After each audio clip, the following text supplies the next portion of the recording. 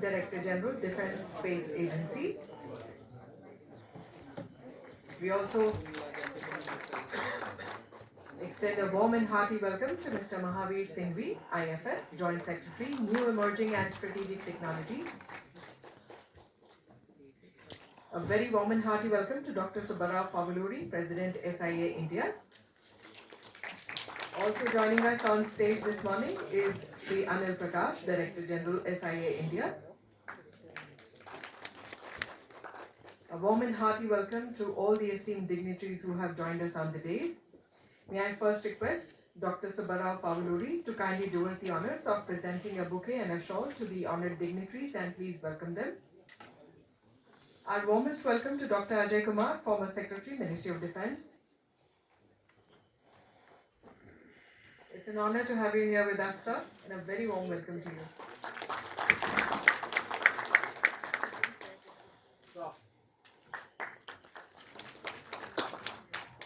We extend a warm and hearty welcome to Air Vice Marshal Pavan Kumar, VM, Director General, Defence Space Agency.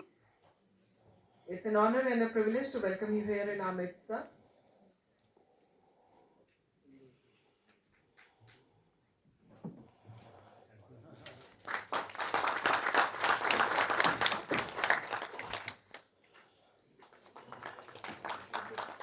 A warm and hearty welcome to our esteemed guest, Mr. Mahavir Singhvi, IFS, Joint Secretary, New Emerging and Strategic Technologies, that is NEST.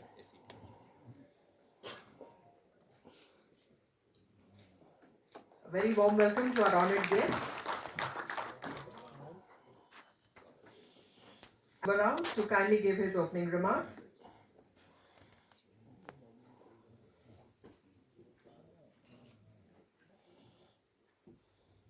Good morning and namaskar. Sir, now we are into the third day of our seminar, Defense Satellite. Distinguished Dr. Ajay Kumar, the former Secretary of Defense, Mr. Mahavir Singhvi, IFS, Joint Secretary, New Emerging and Strategic Technologies, NEST, Air Vice Marshal Pavan Kumar, BGPSA, distinguished participants, ladies and gentlemen, welcome you all to the third day. I know third day is being very heavy on every one of us. So, but still we find many people around here. Welcome you all. Thank you. So just to narrate what happened, for those who were not present yesterday and the day before. So we had interesting sessions on satellite usage in the defense sector, particularly in terms of how the satellites will be made use of, in terms of various intelligence gathering and things like that. So therefore we had sessions like what is unmeasured intelligence, multi-sensor payloads and military platform is one. And the second one is space-enabled precision and deep battles. And the third one was collaborative frontiers, synergizing the defense innovation ecosystem. And the fourth one was redefining aerospace, near space and sovereign space sovereign. So these were the things that we had in the first day. And the sessions that we had in the second day, and 8th, that yesterday were very interesting again. Industrial space war game. That was initialized completely by General Ponnu sir and General Ponnu and General Kandare. Organized that so well. And in terms of any scenario, what would be the industry's response? So that was simulated, and we had industry, defense representatives, and just to say that various how the industry responds to that. That was emphasized and it was done very well yesterday. And in fact, all this will give rise to many recommendations that we put forth to the government very soon on this. And the other panel discussion was on smart satellites for defense. And the third one, the last one was yesterday, equation process for military grade space assets. In fact, this is something which was very interesting yesterday. And sir, I will come back with the reports on this.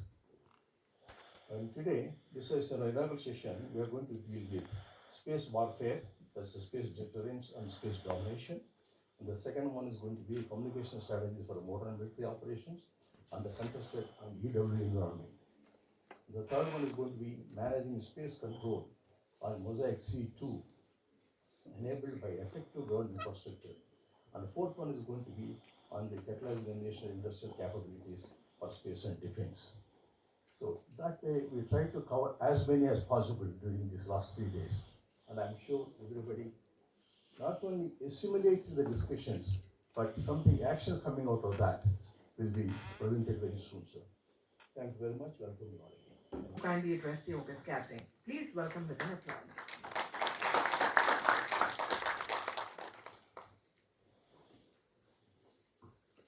Thank you, Dr. Subba Rao. Dignitaries on the dais, former Defense Secretary Dr. Ajay Kumar, Air Vice Marshal Pawan Kumar, Dr. Subba Rao, Mr. Anil Prakash. It's a great pleasure for me to be present here today uh, for this very important conference, which is DevSec 2024, which is primarily focused on the theme of building defense space capabilities for the future. And I think this is something which is very important given the leaps which we are making in the space frontier. And particularly in an era where boundaries between terrestrial and extraterrestrial domains are becoming increasingly blurred, it is imperative for any nation to secure its interests not only on the ground but also in the vast expanse of space. And in that context, I think this conference is going to be very, very important and relevant. Let me tell you something about a new division which was created in the Ministry of External Affairs just 2 years back, and it has started functioning a couple of months back.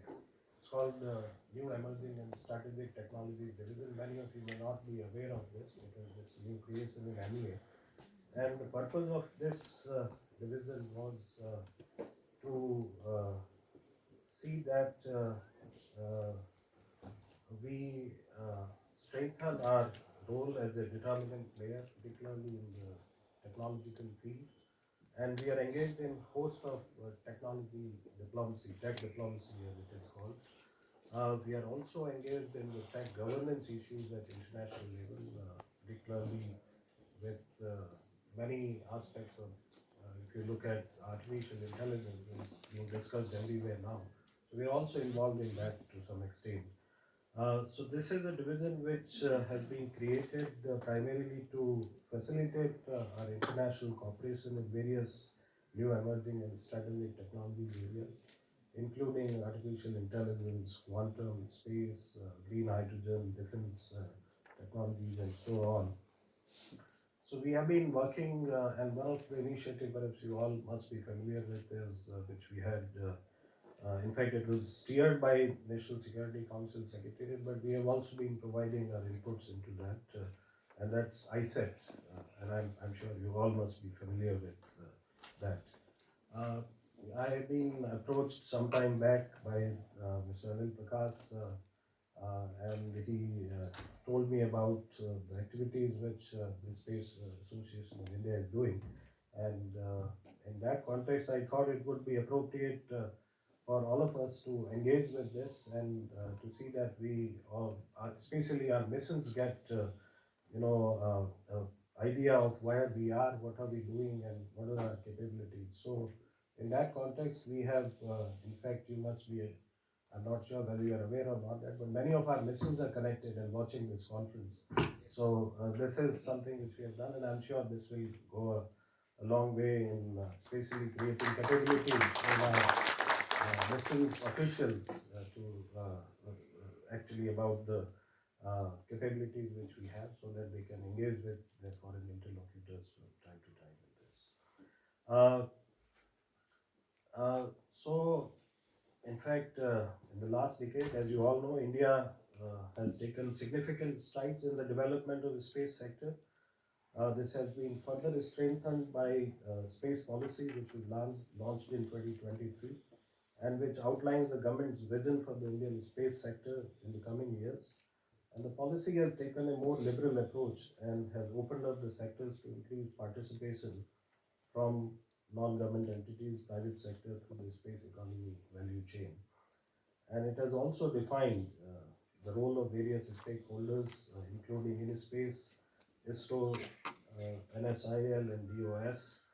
And as per the decadal strategy and vision for space, India envisioned to become a dominant space player, which accelerates India's growth through space applications on Earth, strengthening capabilities in space, create socio-economic benefits and capabilities for growth.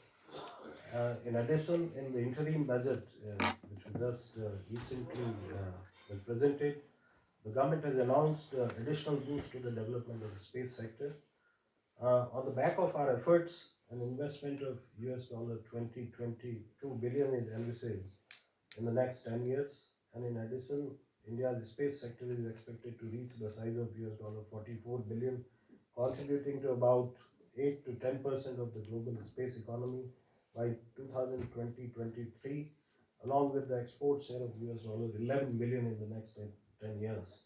And this is clearly a point of inflection for India, and these figures clearly tells the kind of opportunities that lies ahead.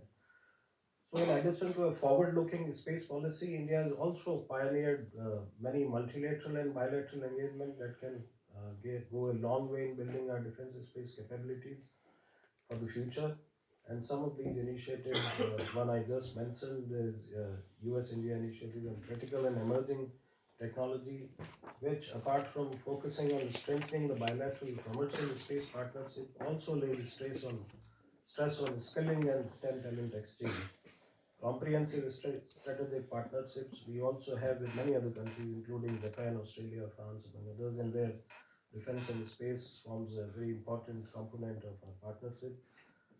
We have also signed Artemis Accord in June 2023. This is a testament of our commitment to sustainable and transparent space activities and safeguarding space from long-term and short-term threats and strengthening space global governance.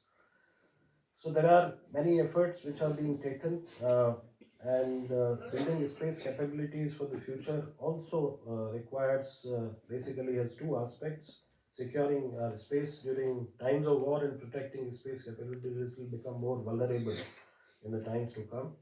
And we therefore need a new energy to enable India to become a leader in both the use of the space for defense and defense of the space, as the core space infrastructure will be involved in both these scenarios.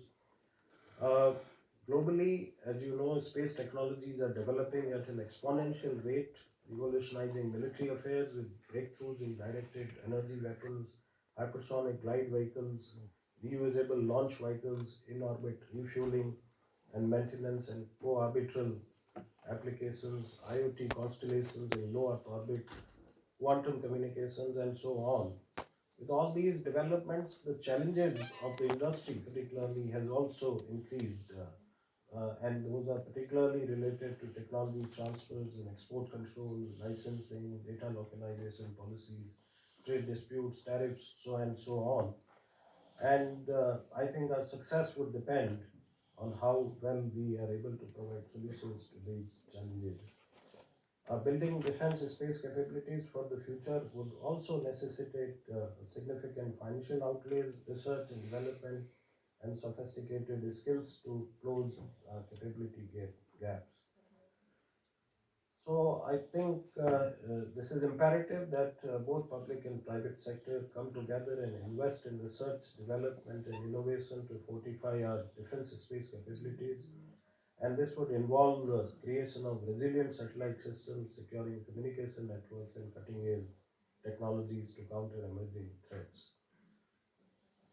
Uh, as I mentioned, over the years, India has made significant strides in developing international cooperation with like-minded nations to share intelligence, best practices, and technology, and has also pioneered various cutting-edge policies for building a collaborative defense space ecosystem for the future that not only strengthens our national security but also contribute to global peace and security.